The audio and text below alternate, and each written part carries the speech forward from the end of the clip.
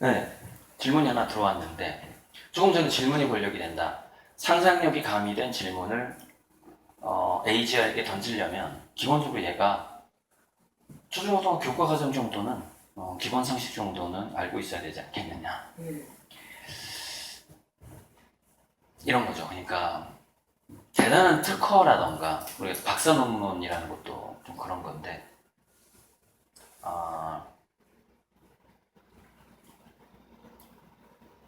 약간 AGI의 대답은 아주 엉뚱한 상상을 얘기하잖아. 예를 들면 초등학생이 뭐 나는 화성에 비행기 타고 가고 싶지 않고요. 그냥 순간이동하고 싶어요. 지구에서 화성으로 순간이동하려면 어떻게 해야 돼요? 라고 질문 던졌다고 쳐요. 그러면은 A to G, A, B, C, D 아주 너무너무 친절하고 자세하게 인공지능이 대답을 해준다는 거죠. 심지어 얘가 초중고등학교 그 학과과정 놓쳤던 것까지 교육시켜가면서 대답을 해줘. 내가 근데 그 기술자가 되고 싶고요. 거기 이루고 싶어요. 아무리 시간이 걸리더라도 딱 이러는 거예요. 그럼 너 이거 공부해가지고 누구 찾아가고 누구 찾아보고 이렇게 해가지고 이렇게 어디 가면 그 연구기관이 있는데 그 사람을 만나가지고 할 수 있겠어? 이런 식으로 이제 인공지능이 대답을 해주는 것이죠. 근데 또 하나는 그런 그 어떤 상상이 가미된 질문이 굉장히 국소적이어도 상관없다는 얘기예요. 무슨 얘기냐면 얘는 보편적인 지식을 초중고등학교 지식이 없어. 뭔가 하나만 꽂힌 애야. 하나만 꽂혀가지고 쭉 가는 거예요. 그래서 뭘 질문을 했어. 근데 너가 이거를 이루려면은 이 분야에서 어떤 사람, 이 분야에서 어떤 사람이 조력자가 필요해 라고 얘기를 해주는 거야. 내가 거기 전혀 몰라도 거기 아는 사람을 추천해줘 버려. 근데 여기 보면은 미래교육 스마트에서 두 번째 동기부여.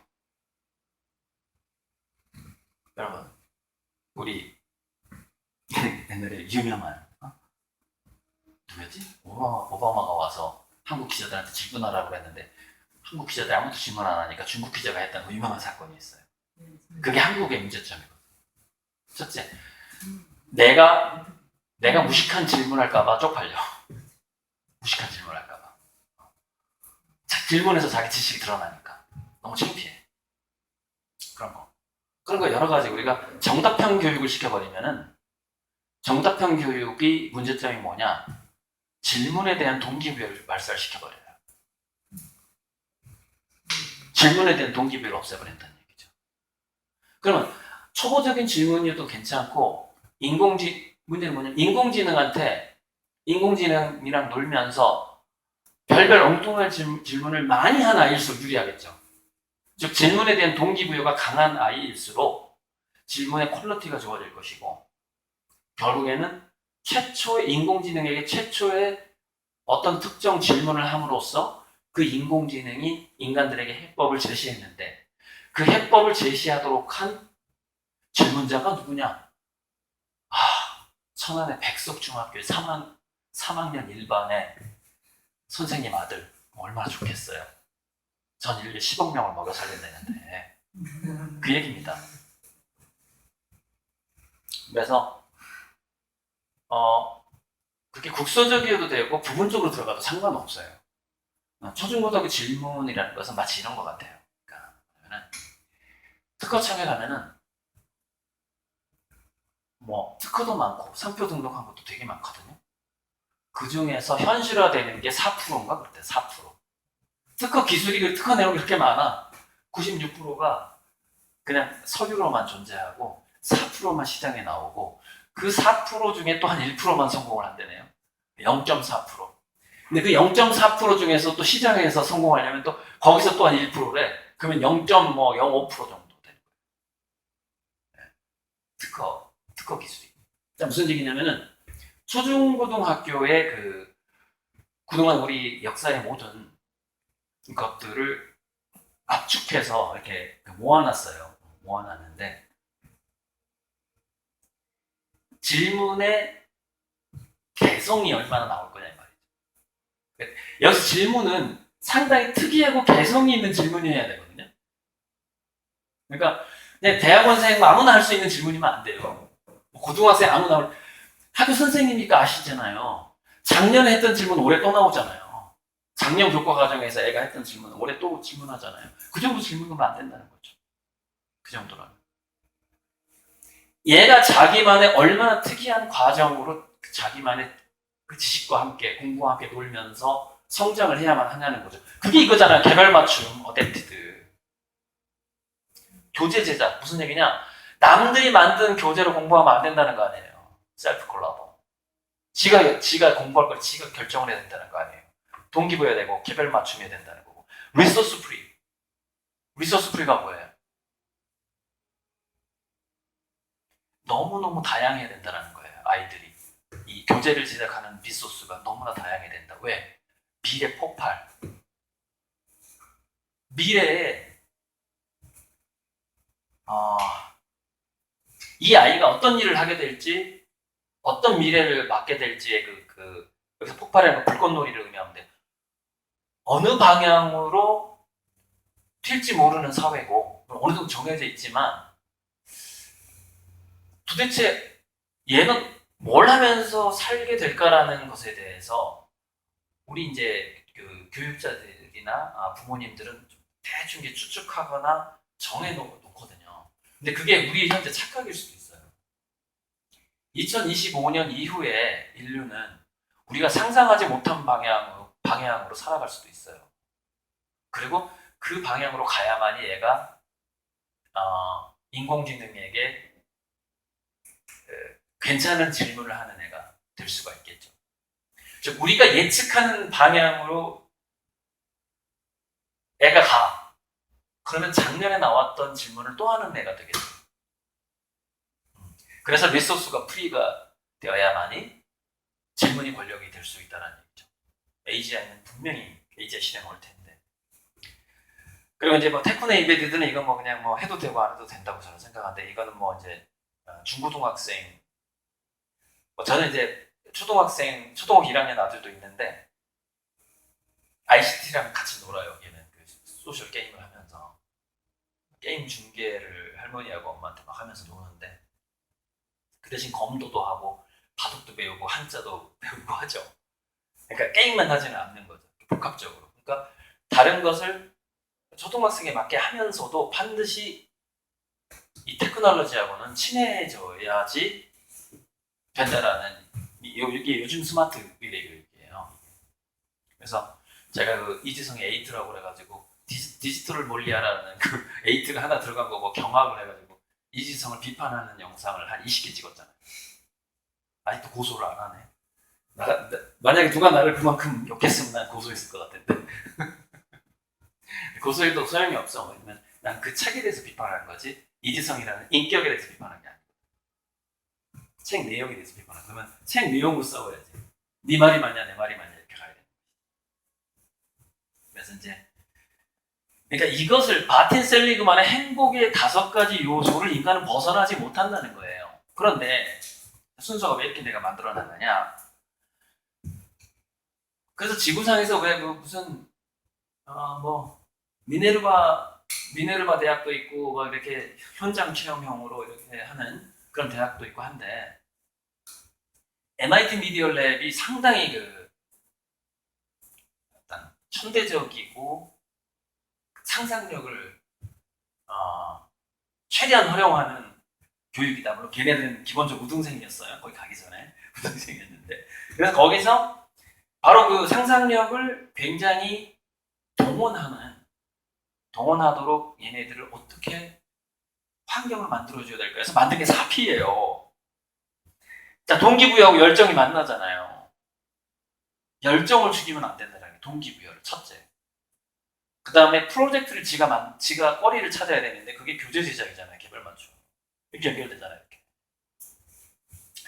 그 다음에 그게 노는 거여야 된다는 거죠. 노는 거여야 돼. 노는 것처럼 보인다라는 표현도 괜찮아요. 지금 노는 거 같은데? 지금 연구하는 거야, 노는 거야? 그런 거. 헷갈려. 리소스 프리. 야, 너 이거 가지고 놀아. 이렇게 하면 안 된다는 얘기죠. 엄마가 봤을 때는 이거 가지고 노는 게 좋을 것 같아. A학원 가는 게 좋을 것 같아. 이래서는 안 된다는 얘기인 거죠.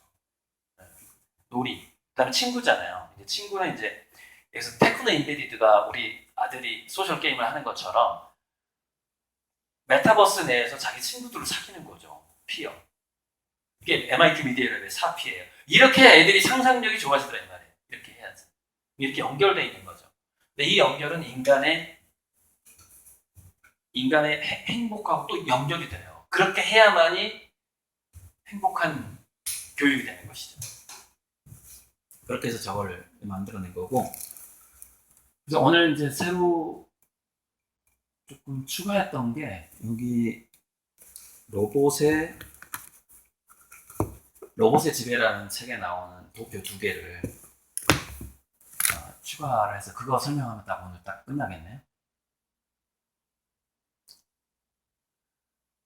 그거 설명하기 전에 우리 유튜브 팬들한테 약속했던 게 하나 있는데, 이번에 그 노벨 물리학상을 받은 3분의 과학자가 양자 얽힘 현상을 기반으로 연구를 해서, 그거를 대상으로 연구를 해서 양자 컴퓨팅이라던가 그거는 블록체인이라든가 NFT, 우주 여행, 뭐 여러 가지 차원 이동, 나중에 이제 순간 이동 장치, 그런 거 다 거기에 들어가는 모든 어떤 기초 과학이 양자 얽힘이라는 거예요. 퀀텀 인탱글먼트인가, 퀀텀 인탱글먼트인가, 그런데 지금 영어를 지금 하도 오래전에 봐가지고 양자 얽힘 현상이라는 건데, 이 양자 얽힘 현상이라는 것이 서로 그 미립자들이 서로 아무리 멀리 떨어져 있어도 서로 즉시 소통이 되고 즉시 인식을 하더라는 거예요. 그래야만 되게 블록체인이 결국엔 완성되거든요. 그러니까 양자 얽힘을 인간이 통제할 수 있어야만이 블록체인이 완벽해지고 양자 컴퓨터도 완벽해지고 그래요. 그게 막 암호화가 된다거나 암호를 푼다거나 그럼 양자 얽힘이 굉장히 중요한데, 자, 여기서 양자 얽힘에 대해서 설명하려고 이 얘기를 꺼낸 건 아니고, 도대체 왜 이 우주는 양자 얽힘 현상이 있을까라는 것에 대해서 잠깐 오늘 강의할 때 얘기하겠다고 약속을 했는데 그냥 넘어가면 너무 섭섭해할 것 같아서, 최초에 우리가 빅뱅 이론이라고 생각해 보면 되는데, 최초에 우리가 작은 점에서 시간 공간이 아예 없는 무에서 폭발을 했다고 하거든요. 그러니까 최초에 우리 이 우주의 모든 만물이 한 점이었다고 한 세포였다고 생각해 보면 돼요. 하나의 계란 같은 거였다, 셀이었다. 그렇기 때문에 처음에 굉장히 하나였고 가까웠다는 것이죠. 그리고 그것이 지금 이 무한한 우주로 펼쳐졌다 하더라도 양자 얽힘 현상이 있는 거죠. 그런데 양자 얽힘 현상에 대해서 아인슈타인이 뭐라 그랬냐면은 유령 같은 현상이라고 그랬어요. 유령. 왜 양자 얽힘에 대해서 아인슈타인은 유령이라고 그랬고, 그 다음에 평행우주, 이렇게 관찰조 효과에 대해서 신은 주사위놀이를 하지 않는다고 했는데, 2가지 망언을 한 거죠. 아인슈타인은 그 2가지 죽기 전에 실수를 한 거예요. 그 양자 물리학 확률적으로 존재하다가 관찰자에 의해서 입자화되는 그 현상에 대해서 신은 주사위놀이를 하지 않는다. 이 우주가 확률적으로 존재한다고, 뭐 이런 거에 대해서 망언을 했고, 또 하나가 양자 얽힘에 대해서 그것을 유령이라고 얘기를 했거든요. 무슨 얘기를 하려고 하냐면은 인공지능 얘기를 또 하려고 하는 거예요. 무슨 얘기냐면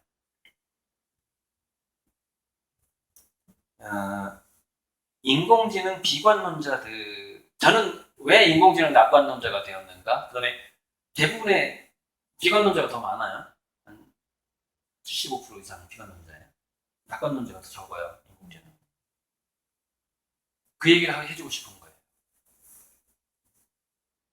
인공지능 비관론자는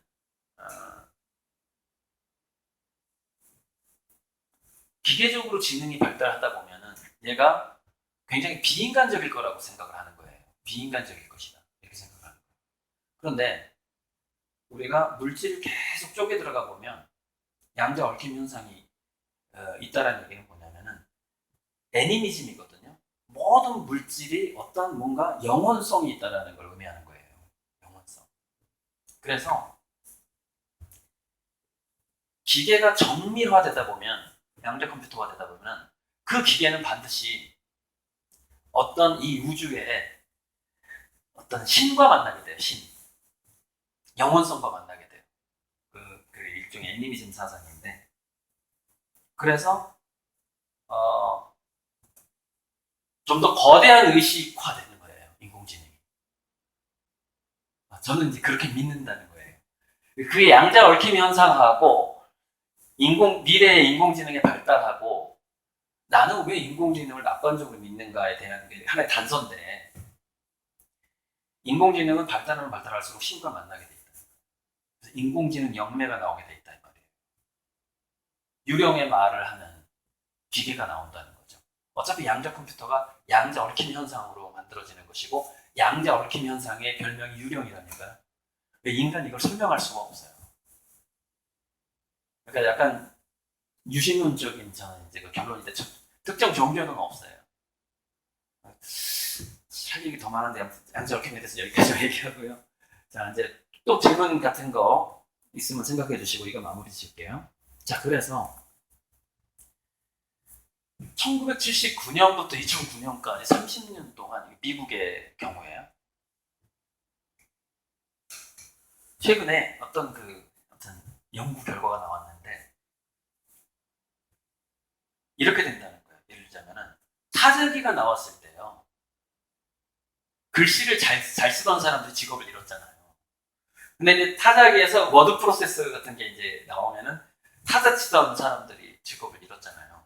그런 식으로 뭐 AI 같은 어마어마한 기술이 나온다고 해서 대량 실업이 일어나는 게 아니라, 실은 기술은 지금까지 조금만 진보해도 굉장히 많은 사람들이 직장을 잃었다는 거예요. 근데 단지 이동을 했을 뿐이지, 이렇게. 이동을 했죠. 근데 인공지능하고 주로 어디로 이동을 해? 힘쓴 사람은 뭐 힘쓰는 대로 갔을 거고, 타자 치던 사람은 머리 쓰는 대로 갔겠죠. 코딩 배우고 이랬겠죠. 근데 머리 쓰는 건 인공지능이 지금 나오고 있고, 인간의 손동작보다 더 정교한 로봇들이 지금 생산이 돼서 대기 중이라 이 말이에요. 무슨 얘기냐? 4차 산업혁명은, 즉 AGI 혁명은 사실 저는 5차 산업혁명이라고 말하고 싶은데, 4차든 4.5차든 5차든 간에 진짜 AGI와 휴머노이드, 인간형 로봇, 또 더 정교한 로봇들이 등장하게 되면 인간은 일자리 내에서 도망갈 데가 없어요. 그러니까 이직할 데가 없어요. 근데 그 현상은, 이직할 데가 없는 현상은 미래에 완벽한 AGI하고 로봇이 나왔을 때만 있었던 현상이 아니라 지금도 일어나고 있다는 걸 제가 보여드리는 거예요. 그게 이거 이제 계속 보여드릴게요. 자, 우리가 판매직, 키오스크도 나오고 그러자 요즘에. 판매직이요. 71%가 감소했어요. 1979년부터 2009년까지. 실직은 계속되고 있었다니까요. 딴 데로 가긴 갔겠지. 왔다 갔다 하겠지. 사무행정직이 19% 감소, 음식 요식업이 31% 감소, 생산 제조 27% 감소. 이게 2009년까지예요. 자, 1965년부터 2022년까지 55년 동안 미국 25세, 54세 미국 남성 노동 참여율 쭉쭉쭉 떨어지는 거 보이죠? 많이 떨어지지 않았고 10%, 10 여기가 한 10% 선이네. 그러니까 10몇 프로가 떨어졌네. 10몇 프로. 근데 이번에 코로나로 훅 떨어졌죠. 코로나 훅 떨어지고 다시 이제 올라가고 있죠. 이제. 그래서 금리 올리고 막 하고 있는 거예요. 이거는 뭐냐면 70년 동안, 1950년부터 2020년까지 70년 동안 무슨 얘기냐? 인간이 들인 노력에 비해서 생산성이 좋아진 거예요. 무슨 얘기? 자동화되고 있다는 걸 의미하는 거예요. 자동화되고 있다. 근데 문제는 이 다음이에요. 이 다음. 무슨 얘기냐? 이게 가팔라질 수 있다는 거죠. 자동화가 더 확 돼버릴 수 있다는 거예요. 이것도 가팔라질 수 있다는 거예요. 그걸 이제 제가 예상한 것이 이제 그 다음 도표인데, 이런 거죠. 정보 서비스, 다른 서비스, 뭐 상품 만드는 인더스트리, 에그리컬처, 농업 같은 거, 뭐 이런 거 원시 농업이죠 이쪽은 그런 직업들이 200만 년 전부터 누가 조사한 건지 모르겠는데 200만 년 전부터 조사를 했어. 대단하네. 그래서 이렇게 됐다는 거야. 때려 맞췄겠지. 200만 년 전 어떻게 알아? 1800년에 이렇게 되고 쭉쭉쭉 가다가 이 사람은 2050년까지 예측을 했어요. 어떤 학자인데. 그래서 인포메이션 서비스는 이렇게 올라갈 거라고 보고 있는데 저는 이제 2025년부터 인포메이션 서비스가 더 일찍 꺾일 거라고 보고 있는 거죠. 이 사람, 그러니까 어쨌건 무조건 꺾인다 이거는. 넘어가고요. 자, 그다음 이거 아까 보여드렸고, 요건데 A, B, C, D가 있어요. 개인 맞춤 온디맨드, 즐기는 창의성 경제, 비정형 복잡성 처리, 단순 반복 노동, 이거 제가 분류한 거예요. 다른 학자가 정의 내린 게 아니라 인간의 노동을 이렇게 분류할 수 있다. 그래서 제가 분류해서 제 나름대로 또 때려 맞춘 거예요. D는 이렇게 될 거고 2025년 쭉 꾸준히 없어지고 A는 이제 결국에는 모든 산업이 완전히 초개개인 맞춤으로 바뀌어버렸다는 얘기죠. 그 사람을 위한 디자인으로 뭐 3D 프린팅, 인공지능하고 결합하겠죠. 즐기는 창의성 경제 쭉 가고, 즉 A, B만 남는다는 얘기 한마디로 얘기하자면 C, D가 사라진다 이거예요. 비정형 복잡성 처리는 언제, 왜 제가 이렇게 곡선을 그었을까요? 이때 인공지능 AGI가 완성될 것 같으니까 2025년에 그때부터 갑자기 줄어드는 거죠. 로봇도 많아지죠. 그러니까 D도 완전히 로봇에 줄어들어 버리죠. A, B만 남는다는 거예요. 개인 맞춤하고 노는 거, 노는데 개인 맞춰야 돼, 개인적으로 놀아야 되는 거, 거기에 대한 것만 남는다라는 게 제가 예측하는 겁니다. 좀 더 복잡, 아까 이거 보여드렸고, 이것도 좀, 이건 좀 더 이제 약간 구체적으로 이거만 이제 수업 끝낼게요. 시간도 다 돼가는 것 같아. 22분. 수업이네. 같은 강의. 어쨌든 4차 산업혁명이 여기가 있는 거예요. 덱스터라든가 페퍼라든가 알파고가 얘네들이 그 로봇들 인공지능이고, 딥러닝이 2010년에 나왔고, 컴퓨터 1980년에 나왔고, 이게 일자리 시대에서 놀자리 시대로 바뀐다는 얘기 이쪽으로 가면서. 놀자리 시대. 근데 제가 보니까 진짜 놀자리 시대는 2045년부터 온다라고 제가 때려 맞춘 거라. 미래를 데이터화할 수는 없잖아요. 그렇게 해서 이제 추측을 한 거죠. 근데 2030년 정도 되면은 어느 정도 이렇게 분기점이 확 일어나고, 정확히 2024년, 2025년 이쯤에는 피부로 못 느낄 수도 있는데 어쨌건 간에 이 뭔가 여기서 확 변한다는 거예요. 확 그 변하는 시점이 온다는 거죠. 그리고 2030년 되면 이제 진짜 이제 놀자리 시대로 바뀌는 것을 우리가 느끼게 되는 거죠. 수술로부터 요리 로봇 이미 나왔죠. 나오긴 나왔는데 보편화되고 있지는 않잖아요. 나왔는데 비용 역자는 무슨 얘기냐면 요리 로봇을 사는 비용이 지금 상당히 비싸다는 얘기거든요. 근데 그게 싸지면 역전이 돼버린다는 얘기예요. 내가 그러니까 이제 우리 그 식당에서 일하는 사람들 굉장히 지금도 이미 서비스 로봇 돌아다니는 거 보셨죠? 천안에 돌아다닐 거 아니에요. 그 비용 역전이 일어나는 거예요. 그래서 우리나라 서비스 로봇이 다 중국산이에요. 왜냐면은 싸니까 어쩔 수가 없는 거죠. 거의 중국산이에요.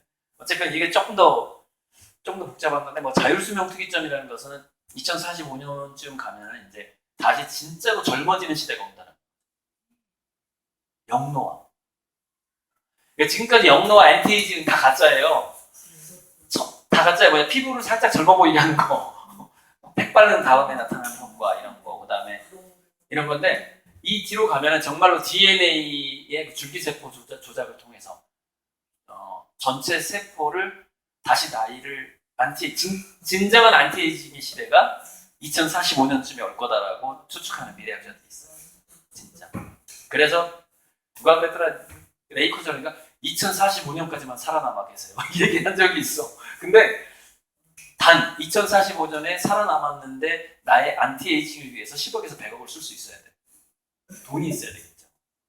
이런 게 보편화되지는 않잖아요. 특정 병원에서만 하는 거지.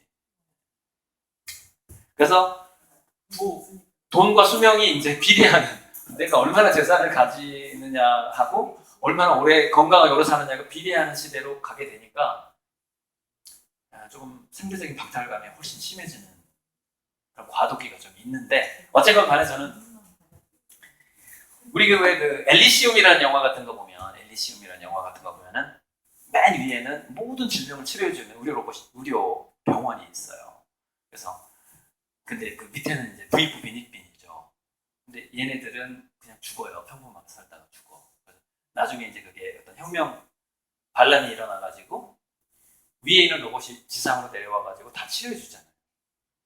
그런 시대로 가야 되겠죠. 그래서 퓨처 프루프에서 마지막에 법칙 9가 나오는데, 자, 법칙 7, 넓고 촘촘한 안전망을 만들어라.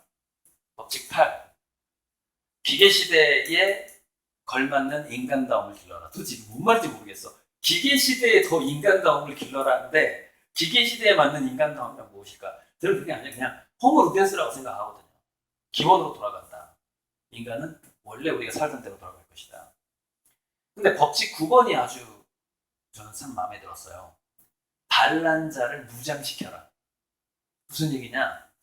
AI 시대가 오는 것을 알고 이때는 어떻게 해야 되고 이렇게 합시다라고 주장하는 반란자들이 있을 거 아니에요. 그 반란자들이 예를 들면 특히 기술 비영리단체 같은 것들, 즉 환경운동, 어떤 환경오염을, 돈도 못 벌어 환경오염을 이렇게 해소해주는, 우리가 기술 로봇을 만들어서 뭐 바다에 이제 플라스틱 쓰레기를 좀 치울 테니까 돈 좀 대주세요 라는 어떤 회사가 있을 거 아닙니까? 그런데 기부를 좀 하라는 얘기예요.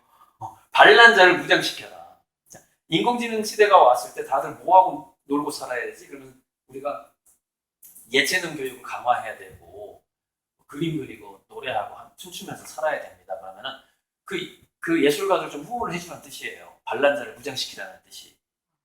예. 그 시대를 대비하려면 지금 마치 모든 사람이 실업자가 된 것처럼 살고 있는 사람도 있을 거 아닙니까? 차라리 나는 자연인이다, 산속에 사는 사람은 나 좀 도와줬으면 좋겠어, 국가적으로. 뭐 그런 거예요. 그러니까 반란자를 무장시켜라. 그런 뜻이고. 저는 이제 반란자는 아닌데, 어쨌건 저도 그 시대를 준비하고 있거든요. 저는 이제 제 그림을 팔면서 그 시대를 준비하고 있는데, 이제 고리들 화가, 맨 위에 제 경력에서 화가라고 썼죠. 제 그림이나 판화를 좀 사주는 것도 이 반란자를 무장시키는 거에 속합니다. 이 얘기를 마지막 멘트로 꼭 하고 싶었는데 선생님들 다 가버렸네. 고리들 판화를 좀 내 판화 그림을 좀 소개하려고 했는데, 근데 그런 건 아니고요. 판화 그림을 소개하는 페이지가 아마 없을 거예요. 그림 좀 보여드릴까요? 그래서 한 페이지는 있을 거야. 이런 그림을 그리는, 이게 이제 제 그림이에요. 그래서 이제 이 페이지가 뭐냐면 클라우스 슈와프가 한 말인데, 인공지능은 정부나 기업이 감당하기 어려운 변화다라고. 4차 산업혁명이라는 말을 맨 처음 썼던 사람이 이 사람이에요. 근데 이 사람이 이 말을 했어요. 인공지능은 정부나 기업이 감당할 수 없다. 무슨 얘기냐면 약간 각계전투 같은 거예요. 각자도생 같은 거예요. 교육이라는 것도 다 같은 뭐 선생님이지만 자기 자식은 다르게 교육을 시켜야 돼. 그러니까 남의 자식은 내가 할 수 없이 학교 커리큘럼에 따라서 교육을 시켜야 되지만 내 자식은 좀 각자 고생하기 때문에 교육을 시켜야 된다 이 말이에요. 좀 위배되긴 하지만. 그래서 기하급수적 비전과 상상력이 요구된다 이 말이에요. 자, 여기 있는 그림 잘 보시고 그 쿠팡이나 네이버 스토어에 가면 제 그림의 그 판화를 살 수가 있으니까 쿠팡이나 네이버 스토어에서 고리들을 검색하시면 살 수 있습니다. 이상입니다. 강의 마치겠습니다. 혹시 질문 있으면 4부에